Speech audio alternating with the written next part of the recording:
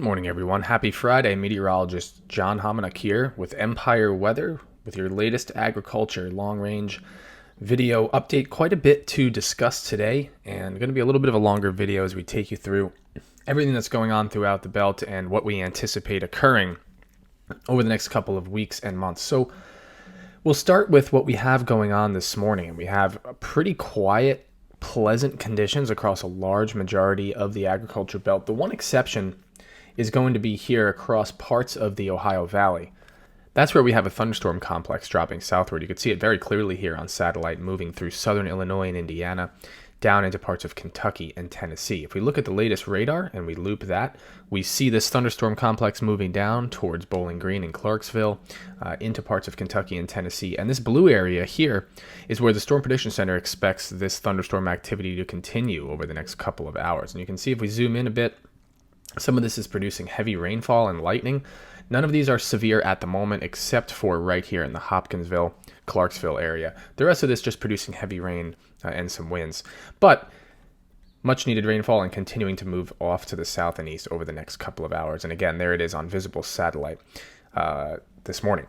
For the rest of the belt, it's a quiet day. There's really not too much going on. And this is the start of a pattern that's going to be warmer and drier across the region. If we look at the weather over the last 14 days, this is for the last 2 weeks, it's actually been quite active for plenty of areas. The one exception is where we're seeing some showers and storms this morning.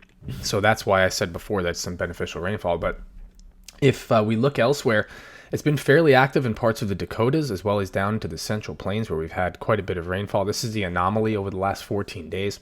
Also in parts of Iowa, which as we mentioned in soil moisture maps a couple of days ago is needing that rainfall as well. And we've had some dry conditions in the eastern Dakotas and parts of Minnesota, which up until about 2-3 weeks ago was needing this dryness as well. So as it stands right now, it's been active over the last couple of days and weeks, but that's going to change. And if we look at weather modeling over the next couple of hours, here's that thunderstorm complex. Model's doing a good job predicting where this will go. And they have it dropping down to the south and east and eventually sort of evaporating as it moves into parts of the southeast United States. And then as we move into Saturday, a very quiet day across a large majority of the belt. You don't see much going on here. That's all because models are predicting a large ridge developing here this weekend, and there's very good agreement on that. Here's a European precipitation through Monday afternoon. Not much to speak of. Bone dry across a large majority of the belt here. And you can see even from the Dakotas into parts of Minnesota, Wisconsin, down into the Ohio Valley, there's really just not much going on. Here's the reason why, this large ridge that is built in. And when we look at ridges like this, we always want to look at the amplitude. So, it's one thing to have a ridge that moves sort of west to east and is angled across the belt, but here we have this enormous ridge that's built in. And the reason that it's going to be so warm is because you're drawing in all this warm air. All this air is coming in and sitting across the belt here over the next couple of days. And that's an important thing to note because this is a very amplified pattern. You'll notice too that there's amplification on the coast. We have a trough here, we have a trough here, and in between we have this huge ridge axis, and that's going to lead to widespread warmth across the belt this weekend. In fact, we are looking at the possibility of record high temperatures. Here's the forecast for Sunday. You can see these temperatures here in the Dakotas. Record highs, 99, 100, 102 in parts of western Minnesota. But even down into the plains here, this is big time heat. We're talking upper 90s to 100s in terms of temperatures. Maybe not daily records, but this is impressive stuff. And let's not sleep on what's happening even further east. 95 in Minneapolis Metro here. We're talking about the 90s all the way down through Iowa into parts of Missouri and into Oklahoma and, of course, Texas. But this area of heat here on Sunday is very impressive across a large majority of the upper Midwest and even into the Central Plains. If we move into Monday and we check out what the models and the data suggest for Monday, that heat is still there. And in fact, it's actually peaking in parts of Kansas and Nebraska where we're looking at high temperatures over 100, in parts of Minnesota, Wisconsin, Iowa, well over 100 in some areas here and in the upper 90s. And this is, obviously very impressive heat Sunday to Monday, and it all ties back to this large ridge that we talked about building in. Now, daily high temperatures are one thing. Let's look at the overnight lows because that's even more impressive. And if we look at the forecast, National Weather Service is forecasting record high, so record warm lows overnight. And you can see highs are in the 90s and 100s, and overnight low temperatures are in the upper 70s to low 80s. You see the lower 80s here in parts of northeastern South Dakota on Sunday. That is impressive warmth. And then if we move to Monday, those record warm overnight lows continue. Now we're in the upper 70s and lower 80s in parts of the upper Midwest. This is very impressive warmth with the overnight lows. And then here's the overnight lows on Tuesday. And you can see this spreading all the way into parts of the Great Lakes region. And then by the middle of next week, it's in the Ohio Valley as well. So this is a very impressive surge of heat moving in over the next couple of days. And it's all relating back to this ridge. Now, this ridge axis does develop this weekend. You can see originally as it does form, it's centered here in the plains. Then it moves further eastward as we gradually go through the next couple of days. And by the time we get into Monday and Tuesday, that ridge axis is further east here. It's now centered in the Ohio Valley.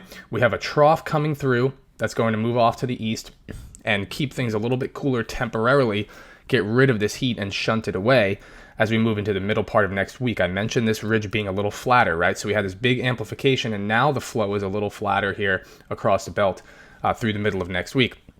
So that's a temporary respite if we trust the European ensemble. But by the time we get into later next week and the weekend, all of a sudden, we're noticing again the propensity for this ridge to expand across this region. It's not so flat anymore now. These are high heights that are building northward across a lot of areas, and this is going to support the development of warmer and likely drier weather as we move into the end of June. In fact, if you move this forward, you can see that ridging just sticks around here through the end of June. So let's talk about the reasons why we're so confident in that ridging developing in late June. And it all ties back again to the continuation of La Nina. I mean, the forecasts have been consistently for the La Nina to end, for these sea surface temperatures to warm, and for the La Nina's hold on the pattern to end. But you don't need me to be the one to tell you that that has not happened. The La Nina has stuck around. There's a lot more to go into regarding this, but the minimum that we need to know is that the La Nina is continuing. You can see that here in the equatorial Pacific. The La Nina is still in place, and we still have warm air here in the Central Pacific, warm ocean temperatures here in the Central Pacific Ocean, and then this cooler area, this area of cooler temperatures off the coast of Western North America. All of this leads to a pattern that supports the development of ridges in the central United States. And, we've talked about this kind of ad nauseum here over the last couple of weeks and months, but now we're getting to a critical part of year, and we still have this pattern in place with this troughing off the Gulf of Alaska to the west coast of the United States, and this kind of line of warmer temperatures here in the central Pacific, with the La Nina kind of pattern continuing in the equatorial Pacific. And this is synoptically, and when it comes to analogs, a pattern that supports the development of this ridging here in the central United States. And as we get into this critical time of year, seeing this pattern in place is obviously helping us with the confidence in this forecast moving forward. This all leads to a forecast that's trending warmer and drier. And the latest from the Drought Monitor suggests the possibility of drought development. In fact, drought development is likely in parts of Iowa. You can see the forecast here, and even down into parts of the Ohio Valley here and parts of Illinois and Indiana, draped down this way. The drought is already persisting here in parts of the Western Plains. We know that, but now the forecast is for the drought development. Now let's get into the pattern as we move forward. Now we know synoptically, again, we go back to this pattern. We know that we have the support for a pattern that will support a trough in this general region, and then a ridging developing here in the central United States. Now, if we look at the ensembles moving forward, the European ensemble in generally good agreement that that's exactly what's going to happen. We back up here to North America, and we look at what the ensemble suggests, and lo and behold, we have a pattern that matches what we were just talking about. We have a trough developing here from the Gulf of Alaska to the western shores of North America, and we have ridging developing here into the central United States, which makes a great deal of sense when it comes to the synoptics of this pattern. And this initial ridge that develops obviously is very amplified, but as we move forward, the secondary ridge that develops is actually quite a bit more expansive across the central United States, and will allow that warmth to really build. The temperature anomalies respond accordingly, and you can see the model predicting quite a bit of warmth. This is valid for the 5 days ending on June 30th, and you can see this really a large majority of the central United States and the entirety of the agriculture belt is warmer than normal by several degrees during this time frame, and that's not insignificant. I mean, it lines up with the synoptics of the pattern. Looking at the precipitation anomalies during this time, here's the 7 days ending on the 30th of June, and it's quite a bit drier than normal for a lot of areas. If we look at the ensemble 15-day precipitation ending on the 1st of July, there's very little good to take away from this pattern overall across the belt through the 1st of July. Now, that being said, one of the main reasons that this is happening is because we are losing the momentum of the Pacific jet, and that all ties back to the MJO. So there's a lot of detail to go into here, but we're going to try to keep it simple and digestible for you. Basically, the Pacific jet stream, as it ties back to the MJO and the AAM, is responsible for a lot of the momentum that comes into the United States. So here's the western shores of North America right here on this side of the image. And here's Eastern Asia, and here's the Pacific jet stream. You can see as it stands right now, it's pretty wavy, the Pacific jet. Now, when you have a strong Pacific jet that emanates out of Eastern Asia here and comes eastward and extends all the way out, that jet stream helps to take momentum and push it into the pattern into the United States.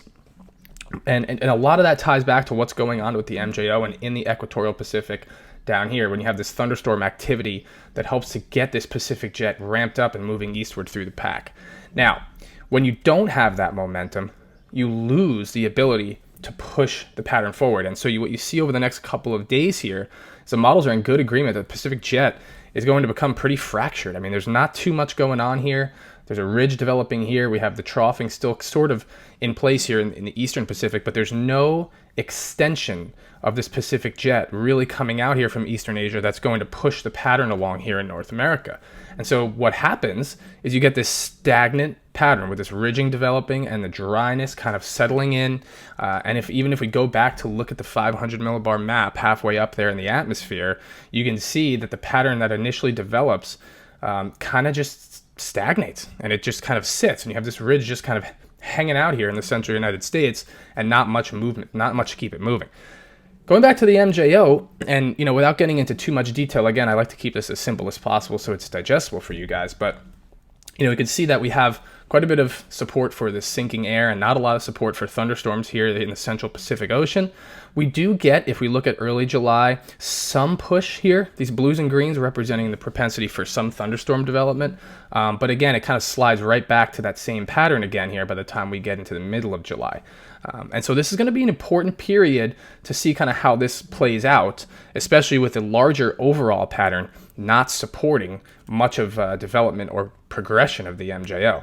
If we look at what the RMM plots look like in terms of the MJO, and we break that down, slide this over for you real quick, you can see that we did have, within the last month or two, these larger expansive kind of MJO circuits that came around. You can see the two of them right here extending out. These are amplified, right? We want to see this MJO come way out to keep the pattern moving.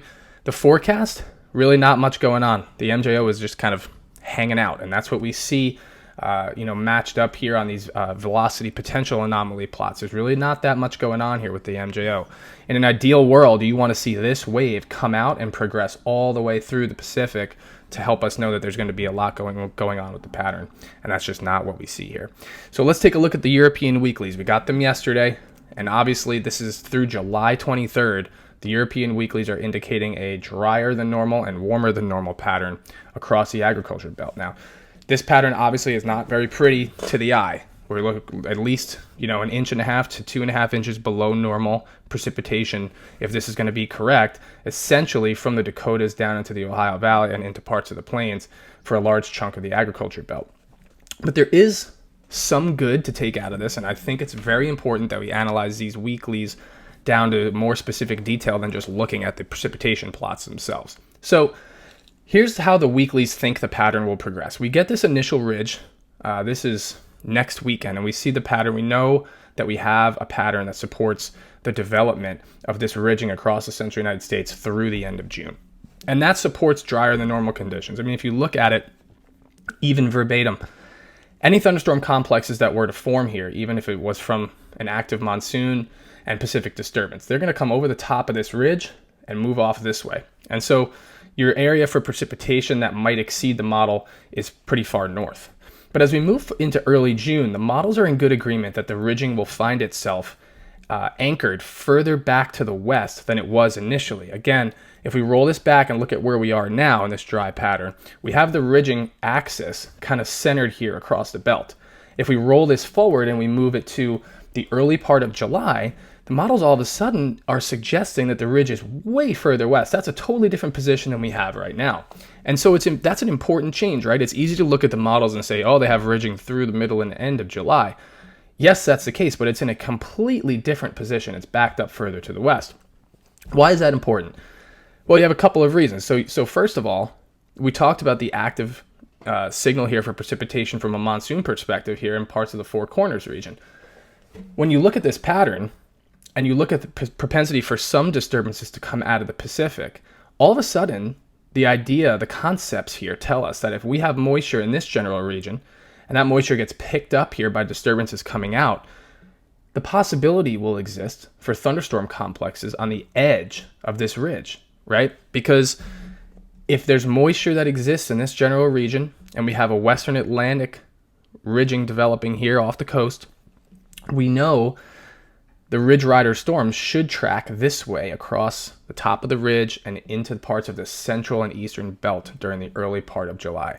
Now, exactly where that sets up is obviously going to be a huge factor, because if this ridge is less amplified, that moisture, these storms that develop here and come over the top will drop further south and east and include a larger majority of the belt. If this ridging is more amplified, all of a sudden that moisture comes over the top and ends up in the Great Lakes and maybe even parts of the upper Midwest, and that leaves a lot of the belt drier than normal as we move forward into this critical pollination period. And so this positioning of this ridge is going to be a huge factor as to where the periphery of this ridge is. If you roll the weeklies forward, they actually signal that this ridge is going to continue to trend back to the west. And if that were to occur, obviously your chances of precipitation here would increase as we move into the middle part of July. So again, synoptically, what this model is telling us is different than what the precipitation anomalies might be telling us. If we look at this on a 30-day average, there's a ton of red, there's a ton of dryness, right? But on the 7-day averages, if we roll that forward, there are some hints in here on the weeklies that the model is saying, hey, wait a second, this pattern actually supports the development of some precipitation into these regions by the time we get into the middle part of July.